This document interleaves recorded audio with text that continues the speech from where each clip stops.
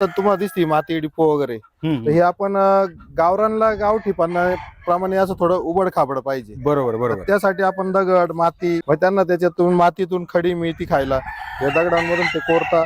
या दगडाला त्यांची चोच मारली दिसते हो हो तुम्हाला. हो हो हो. तर ती चोच मारल्यामुळे आपल्याला चोच कट करण्याची गरज येत नाही, गरजच त्यामुळे आपण नाही. हे दगड टाकलेले. कारण गावठी कोंबडीला नॅचरली तिची चोच कट करता आली पाहिजे. आता याच्यामध्ये फायदा शेतकऱ्यांच्या दृष्टीने विचार केला तर कुठे आहे नेमकं? ते अंडे जर विकलं तर तुम्हाला लगेच रोजची रोज पेमेंट येणार आहे. प्लस म्हणजे एक छोटा शेतकरी आहे, कमी पैशातून त्यांनी काहीतरी केलंय तर त्याला अंडे विकायला परवडतं, कारण त्याला रोजची रोज कलेक्ट होता पैसे. मित्रांनो, आधुनिक कोंबडी पालन महाराष्ट्रभरामध्ये आपण अनेक पाहिले, परंतु आता मी ज्या ठिकाणी उभा आहे हे आहे नाशिक जिल्ह्यातील त्र्यंबकेश्वर आणि साधारणपणे थोडं आपण हाईटवर आहोत. आणि माझ्या बाजूला जर तुम्ही आता पाहत असाल तर 10,000 अंड्याचं कॅपॅसिटी असणारं इन्क्युबेटर आहे आणि पूर्णपणे गावरान अंडी या ठिकाणी उभवले जातात आणि महाराष्ट्रभरामध्ये या ठिकाणाहून पिल्लं वितरित केली जातात. आता माझ्यासोबत जे सर आहेत त्यांनी अगदी 1.5 वर्षापासून किंवा 1.5 वर्षापूर्वी हे गावरान पोल्ट्री फार्म या ठिकाणी सुरू केलेलं आहे आणि साधारणपणे आता या ठिकाणी पाहिलं तर तुम्हाला 1700 गावरान कोंबड्या पाहायला मिळतात. मला एक अनुभवायला या ठिकाणी मिळालं की तर तुम्हाला पूर्णपणे पिल्ले गावरान मिळणार आहेत. खाद्य व्यवस्थापन असेल, त्यांच्या आरोग्याची काळजी असेल, सेटचं स्ट्रक्चर असेल, या संदर्भात सविस्तर अशी माहिती सरांकडून आपण आता जाणून घेणार आहोत. त्यामुळे आता लगेच सुरुवात करूया. सर, स्वागत आहे तुमचं. धन्यवाद. आता हे प्युअर गावरान आहे सर? प्युअर गावठी. कारण गावठी हे विचारण्यामागचं कारण एक आहे की महाराष्ट्रात आम्ही जेव्हा फिरतो, सोनाली असेल, कावेरी असेल, आर असेल, या जाती त्याला आपण थोडं मिक्स हायब्रिड म्हणू शकतो, परंतु यालाच गावरान म्हटलं जातं आणि मग त्याच्यामध्ये वादविवाद होतोय. त्यामुळे मी तुम्हाला विचारण्यामागचं कारण आहे की आपण आता हे तुम्ही पाठीमागं साधारण 10,000 अंडे पाठीमागे ठेवले आणि हे पिल्ले तुम्ही बाहेर मार्केटमध्ये देताय आता. त्यामुळे आता हे आपलं प्युअर गावरान आहे. प्युअर गावरान. सुरुवातीला पिल्ले कुठून आणले तुम्ही गावरान? सुरुवातीला मार्केटमध्ये ज्यांच्याकडे प्युअर गावरान काम चालतं त्यांच्याकडनं आपण कलेक्ट केली. हो, आपण पक्षीच घेताना मोठा घेतला, पॅरेंट स्टॉक. बरं. म्हणजे तो का घेतला की आपली फसवणूक नाही झाली पाहिजे, त्यामुळे आपण मोठा पक्षी घेतला. तो मोठा पक्षी लगेच लक्षात येतो की हा प्युअर गावरान आहे. मग तसं आपण 250-300 जसे जमल तसे कलेक्ट करून आणि आपला पॅरेंट स्टॉक तयार. अच्छा, 1.5 वर्षापूर्वी. आता हे जे पिल्लेची तयार करण्याची पद्धत आहे अगदी ती जाणून घेणार आहोत आपण, परंतु ही कधीपासून सुरुवात केली सर तुम्ही? याला पण 1.5 वर्ष झाले. आता ही कोंबड्यांची विक्री करता तुम्ही की काय करता नेमकं? नाही, तो आपला पॅरेंट स्टॉक आहे, तिथून आपण अंडे कलेक्ट करतो. अंडे कलेक्ट केले का मशीनला लावतो. मदर स्टॉक एकदम ठेवून देतो. हो, त्यांच्यापासून फक्त अंडे कलेक्ट करतो. दिवसभर किती अंडे मिळतात आपल्याला त्या ठिकाणी? आपल्याला 450 ते 500 अंडे मिळतात. अच्छा, आणि पूर्ण इन्क्युबेटर मध्ये ठेवतो? पूर्ण इन्क्युबेटर मध्ये ठेवतो. बरं. आता ह्याची जी अंडे उबवण्याची जी पद्धत आहे मला थोडक्यात समजून सांगा कशी असते. तर याची असं आहे, आपण 5 दिवस चे अंडे कलेक्ट करतो. आपल्याकडे 2,500-3 हजार अंडे कलेक्ट झाली का एक सोबत आपण इकडे याचे ट्रे, याच्यातले हा जो ट्रे त्याच्यात आपण लावतो ते अंडी. लावल्यानंतर इथं 18 दिवस याच्यामध्ये ठेवतो इन्क्युबेटर मध्ये. मग हा हॅचिंग आहे, याच्यामध्ये आपण 3 दिवस ठेवतो, मग इथं पिल्लू कलेक्ट होतं. नाही, आता अंडे इथं साधारण इथली पद्धत किती दिवसाची? ही 18 दिवसाची. 18 दिवस इथं प्रॉपर ठेवणार आणि 18 दिवसानंतर जेव्हा पिल्लू बाहेर येईल तेव्हा तुम्ही इकडे ठेवताय? तिकडे ठेवणार. काय पद्धतीला, काय म्हणता येईल, कशामुळे ठेवायची इकडे? इकडे काय ठेवायची तर हा जो रोटेर होतो, या रोटेरमुळे काय होतं, पक्षी जर अंड्यातून निघतो तो खाली पडणार, त्याला जखम होणार. त्यामुळे त्याच्यासाठी तो आपल्याकडे व्हाईट ट्रे आहे मोठा, त्या ट्रे मध्ये आपण कलेक्ट करतो अंडी. तो टेबल होतो. अच्छा, त्यामुळे ते अंडा फुटलं तर तो त्याच्यातच पिल्लू निघतो. तो मग याच्यामध्ये ठेवतो तुम्ही? याच्यामध्ये आपण याच्यामध्ये 18 दिवसातून याच्यातून काढला का याच्यात ठेवतो. याच्यात 100 अंडी ठेवतो, याच्यातून पिल्लं निघतं, याच्यामध्ये सेफ निघतं. अच्छा, हा, मग त्यामुळे याच्यातून काढून 3 दिवस तिकडे ठेवतो. ओके. आता हे 10,000 कॅपॅसिटीचं सर इन्क्युबेटर. आता याच्यामध्ये टेम्परेचर कशा पद्धतीचं असतं नेमकं, काय आहे याच्यामध्ये? टेम्परेचर या पद्धतीने बघ, ह्युमिनिटी आणि ड्राय. ड्राय आपल्याला 99.9 लागतं आणि ह्युमिनिटी पण त्या पद्धतीनेच लागतं. हे कंटिन्यू चालतं आणि ऑटोमॅटिक सेट होतं. आपल्याला त्याला काही सेट करावं नाही लागत. ह्युमिनिटी मागे फॅन आहे, याला फॅनला पाणी वगैरे भेटतं, त्या पाण्याच्या द्वारे ह्युमिनिटी मिळते. हे टेम्परेचर, हे पण थर्मोमीटर आहे, याच्यातून पण आपण चेक करू शकतो का ह्युमिनिटी किती आहे. त्या पद्धतीने ते सेट. कंटिन्यू रोटेट होत राहणार? Continue rotate. 18 दिवस रोटेट? हो, 18 दिवस रोटेट होणार ऑटो सिस्टम मध्ये. अच्छा. आता मी काही अंडे पाहिले त्याच्यावरती काही शहरांची नाव लिहिलेली आहेत, मग ते बुक झालेले आहेत का? नाही, आपण जिथं जिथं पिल्लं दिले त्यांच्याकडनं आपण अंडी पण कलेक्ट करतो. म्हणजे आपला एक व्यवसाय असा आहे की तुम्हाला अंड्यावर काम करायचं तर आपण अंडी पण रिटर्न घेतो. पक्षी मोठा करून द्यायचा तो पण विकत घेतो, रिटर्न मार्केटमध्ये सप्लाय करतो आपण. आपला तो पण बिझनेस आहे. म्हणजे एक फार्मर डेव्हलप होणार आहे तर त्याची मार्केटमध्ये लाईन बसण्यापर्यंत तोपर्यंत आपण पण त्याला हेल्पलाईन करतो. मग त्याचे अंडे कलेक्ट करतो आज 70 रुपयाने आपण अंडा कलेक्ट करतो. आपलीच ब्रीड जर त्यांनी घेतली तर त्या अच्छा. ब्रीडचे अच्छा. मग ते इथं आणून कलेक्ट करून लावतो.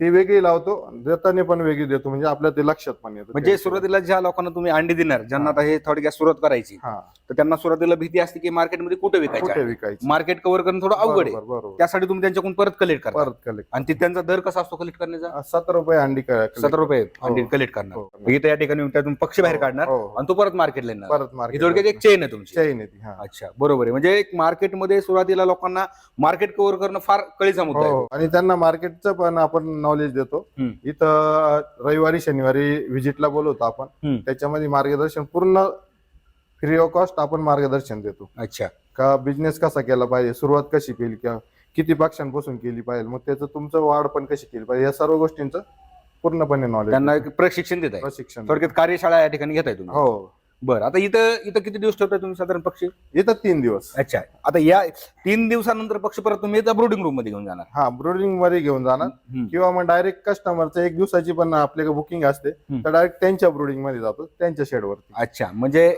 हवं तसं लोक कस्टमर जर आवश्यक असेल तर तुम्ही इथून पण डायरेक्ट देऊ शकता? बरोबर. आपल्याकडे 2 प्रकारची बुकिंग होते, 1 दिवसाचं पिल्लू आणि एक 30 दिवसाचं, म्हणजे 1 महिन्यानंतर. 1 महिन्यानंतर. 1 महिन्यानंतरची जर कोणाची ऑर्डर असली तर ती इथून आपण कलेक्ट करून आपलं एक ब्रोडिंग रूम केलेला आहे, त्यामध्ये आपण सेट करतो तो पक्षी. अच्छा, आता ब्रोडिंग रूम आपण पाहूयात. हो. म्हणजे 21 दिवसानंतर पक्षी जेव्हा तुम्ही ब्रोडिंग रूम मध्ये घेऊन जाताय, हो. तर तिथलं संगोपन त्यांचं कसं असते, तिथलं ते अगदी हवामान त्यांना कसं असलं पाहिजे, हो. त्याच्यानंतर त्यांचं खाद्य कसं आहे, हा. थोडक्यात आम्हाला समजून सांगा समजून ब्रोडिंग रूम मधलं. हा आपला ब्रोडिंग रूम आहे. याला आपण पूर्ण पॅक केलेला आहे आणि एंट्रीसाठी हा डोअर बनवलेला आहे. आता हा पूर्ण ब्रोडिंग रूम आहे. हो. साधारण किती पक्षी बसतात सर इथं? हा 3000 कॅपॅसिटी ब्रोडिंग रूम आहे. याच्यात 1 टाइम आपण 3000 पक्षी सेट करू शकतो. तर याला आता ही जी भांडी आहे, हे चिक गार्ड आहे. याच्यामध्ये आपण 15 दिवसासाठी एक चिक गार्ड लावतो, की एवढ्या एरियामध्ये तो पक्षी सेट राहतो. ही ब्रूडिंग प्लेट आहे. ही टेम्परेचर ऑटोमॅटिक सेट करते आणि 32 डिग्री टेम्परेचर हे 8 दिवसासाठी लागतं पिल्लांना. अच्छा. हा, साधारण इथं किती 1 महिना ठेवता ना? 1 महिना ठेवतो. 1 महिना त्यांचं आता याच्यामध्ये खाद्य कसं असतं? यांचं खाद्याचं नियोजन, त्यांना 24 तास आपण खाद्य देतो. 1000 पक्ष्यांना एका महिन्यासाठी 15 गोणी खाद्य लागतं. एक 50 किलोची गोणी असते, तर 15 गोणी एक खाद्य लागतं. एक नॉर्मली मेडिसिन वगैरे लागतं आणि वेळोवेळी पाणी देणं आणि खाद्य देणं. म्हणजे प्रॉपर फील्डवरतून पक्षी तयार करता येतात. 3 प्रकारचे वॅक्सिन करतो आपण. एक 6 दिवसांनी, एक 21 दिवसांनी आणि एक 45 दिवसाची असते. या वॅक्सिन मुळे काय परिणाम होतो त्यांच्या आरोग्यावर? पक्षी ज्यावेळेस मोठा होतो त्यावेळेस त्याची इम्युनिटी पॉवर वगैरे चांगली असो, सक्षम असो, आजारी पडला तरी पक्षी त्याच्यातून सर्वाइव्ह होतो. त्यामुळे वॅक्सिन पहिलेच करायची. जशी लहान बाळाला आपण प्रॉपर पूर्ण त्याच्या लाईफ साठी वॅक्सिन लहान असताना करतो, त्या पद्धतीची म्हणजे विषय आहे. ओके. आता याच्यामध्ये मर किती साधारण सर? आता 21 दिवस तुम्ही ताणून ठेवल्यानंतर पक्षी 1 महिन्यानंतर तुम्ही त्यांना इथून बाहेर काढणार, पण त्या 1 महिन्यामध्ये साधारण मर किती होते इथं? 5 ते 10% होते. होणारच आहे. ती नॅचरली आहे. बरोबर. काही पक्षी वीक निघतो. याच्यामध्ये असं असतं का साईज छोटी मोठी असते. जो पक्षी छोटा असला तर मोठा पक्षी त्याला थोडासा दाबून मारतो. त्या ह्या गोष्टींमुळे थोडी मर होती. बरोबर. साधारण सर आता हे टेम्परेचर साठी तुम्ही हे लाईटचं नियोजन केलं की? हा, हे टेम्परेचर साठी लाईटचं नियोजन केलेलं आहे आणि ही ब्रुडिंगचं पण टेम्परेचर साठी केलेलं आहे. हा जो व्हाईट लाईट लावलेला आहे, तर लाईट गेली तर तो चार्जेबल बल्ब आहे. एक 5-10 मिनिटं आपलं जनरेटर चालू होण्यापुरतं त्यांना लाईटची गरज असते, उजेड. बरोबर. त्यासाठी आपण लावलेलं, म्हणजे लाईट गेली तर तो उजेड राहणार, तोपर्यंत ऍडजस्ट होईल. तोपर्यंत. बरं, साधारणतः या ठिकाणी आपल्याला एकही पक्षी दिसत नाही, काय याच्या पाठीमागचं कारण आहे? आपण बुकिंग प्रमाणेच ऑर्डर घेतो आणि त्या व्यक्तीला ती ब्रुडिंग करून देतो. म्हणजे प्रॉपर सेट करून तुम्ही देता? आणि वेळोवेळी ज्या वेळेस त्या बुकिंग आली ना, त्याचा पक्षी आपण इथं टाकल्यापासून तर 30 दिवसापर्यंतचं पूर्ण मॅनेजमेंट आपण व्हिडिओद्वारे पाठवतो समोरच्याला, की आपण व्हॅक्सिन कशी केली, त्याचं संगोपन कसं केलंय, ह्या रोजची रोज त्यांना अपडेट देतो आपण. त्यामुळे आपण पहिले करून नाही ठेवू. सर, अगदी तुम्ही पक्षाविषयी माहिती दिली, महाराष्ट्रात कसे शेतकऱ्यांना वितरित करतात तेही सांगितलं. आता साधारण या ठिकाणी हे जे पक्षी दिसतात, अगदी शेडचं स्ट्रक्चर असतं, त्याचं संगोपन असतं, याचं नियोजन कसं असतं? याचं नियोजन असं, आपण सकाळी 6 वाजता बाहेर काढतो पक्षी. खाद्याचे भांडे वगैरे लावले, पाण्याचे भांडे, दिवसभर ते खाता. हे जे शेड आहे हे सावलीसाठी आहे. या सावलीत राहता आणि हे जे आता तुम्हाला दिसते माती डिपो वगैरे, तर हे आपण गावरानला गावठी प्रमाणे असं थोडं उबड खाबड पाहिजे. बरोबर तर बरोबर. त्यासाठी आपण दगड माती सर्व हे असं आणून टाकलं याच्यामध्ये या शेड मध्ये. मग त्यांना त्याच्यातून मातीतून खडी मिळती खायला, या दगडांमधून ते कोरता. या दगडाला त्यांची चोच मारली हो हो हो हो. तर ती चोच मारल्यामुळे आपल्याला चोच कट करण्याची गरज येत नाही, गरजच त्यामुळे आपण नाही. हे दगड टाकलेले. कारण गावठी कोंबडीला नॅचरली तिची चोच कट करता आली पाहिजे. कट करता आली पाहिजे. हा, त्या पद्धतीने आपण तो सगळा विचार करून गावठी कोंबडीचा त्या पद्धतीने असं आपण हे डोंगर उबड खाबड सारखं करून आणि त्यांना ते दिलेलं नॅचरल जितकं देता येईल आधुनिक मध्ये त्या पद्धतीने आपण केलं ते गोष्ट. म्हणजे खाद्य खर्च तो थोडक्यात कमी होतो याच्यामुळे. कमी होऊन बरं, आता हे शेडचं स्ट्रक्चर बघतो सर, कसं नियोजन केलं शेडचं एकदम? शेडचं आपण 30 बाय 200चं शेड आहे आणि लांबीला 200.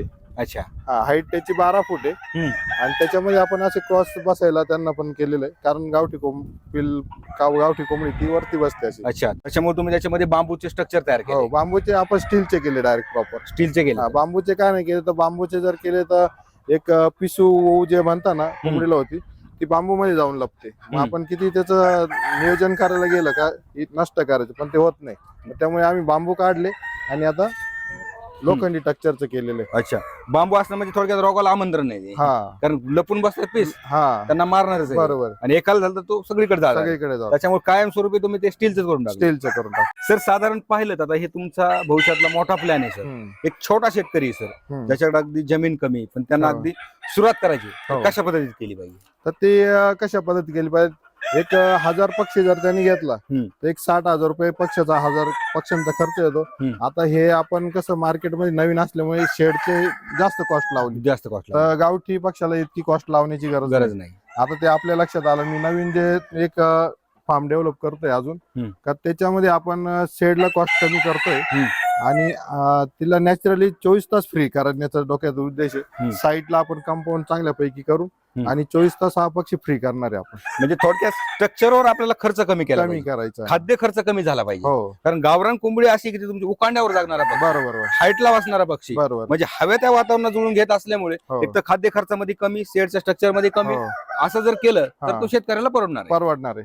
कमीत कमी शेतकरी पण आहे ना, माझ्यानुसार आता ह्या आधुनिक पद्धतीने जर केलं तर त्याला 10 लाख रुपये लागणार आहे 1000 पक्षाच्या सेटसाठी. पण जो आपण नवीन कॉम्बो किट एक तयार करतोय 1000 पक्ष्यांचा, तर तो 3 ते 3.5 लाखात पूर्ण होणार आहे. अच्छा, असं एक बनवलंय आपण ते.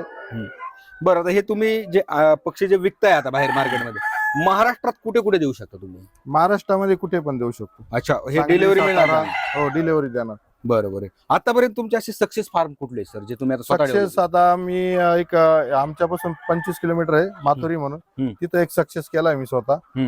एक गोंद्याला आहे नाटे ब्रदर्स फार्म म्हणून, त्यांचा पहिलेपासून होता, पण त्यांना ते डेव्हलप नव्हतं करता येत आणि त्यांना ती ग्रोथ कशी घ्यायची ती नव्हती घेता येत. असंच आमचं एक गावरान ग्रुप म्हणून ऍड झालं, त्याच्यात आमच्या दोघांची चर्चा झाली, तर मी त्याला व्हिजिट दिली. छोटा एक फार्मर म्हणून व्हिजिट दिली, तर गेलो तिथं. मग तो म्हणे मला हे डेव्हलप नाही करता येते, कसं करू? तर त्याच्याकडे 150 पक्षी होते. 150 पक्षामध्ये आज त्याच्याकडे 1500 पक्षी आपण त्याला करून पण दिले. अच्छा, तो चॅलेंज मी माझ्या स्वतःसाठी घेतला होता, कारण कसं ह्याच्यामध्ये मला उतरायचं या मार्केटमध्ये, तर आपण खरंच सक्सेस करू शकतो का एखाद्या शेतकऱ्याला, तर त्या शेतकऱ्याला आपण यशस्वी केलेलं आहे. नाटे ब्रदर्स फार्म म्हणून आज नाशिक मध्ये त्यांचं पण काम चालू आहे. मला एक विचारता, आता समजा तुम्ही अंडे देऊन किंवा पक्षी देऊन त्यांच्याकडून परत रिटर्न अंडी पण घेताय त्यांना मार्केट कव्हर करण्यासाठी, परंतु ज्यांना कुणाला स्वतःचं मार्केट तयार करायचंय त्यांनी ते कसं केलं पाहिजे? तर त्यांनी तो कसं केला पाहिजे, एक मी जे तुम्हाला आता पहिले बोललो का, एक कॉम्बो किट आपण तयार केलेलं आहे शेतकऱ्यासाठी.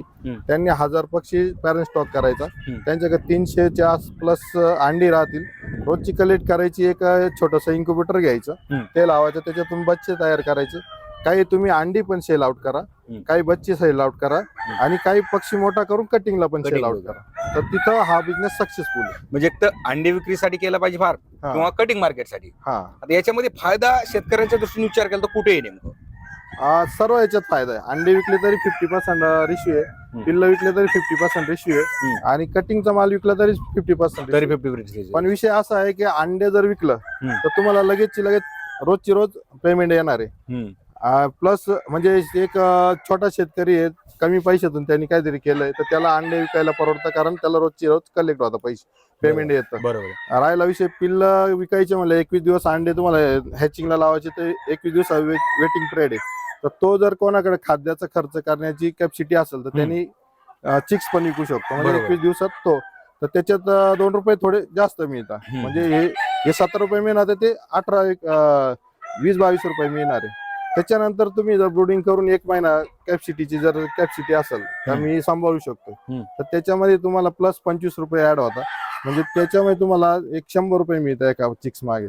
आणि त्याच्यानंतर जर कटिंगला 4 महिने सांभाळायची कॅपॅसिटी असेल तर मी पक्ष्याला पण खाऊ घालू शकतो आणि जे पिल्ल वाढून मोठा करणार त्याला खाऊ घालू शकतो. जर त्या शेतकऱ्याची जर कॅपॅसिटी असेल तर त्याला तो माल चांगल्या पद्धतीने परवडतो. तर मित्रांनो, आजचा हा व्हिडिओ आपण इथेच संपवतोय.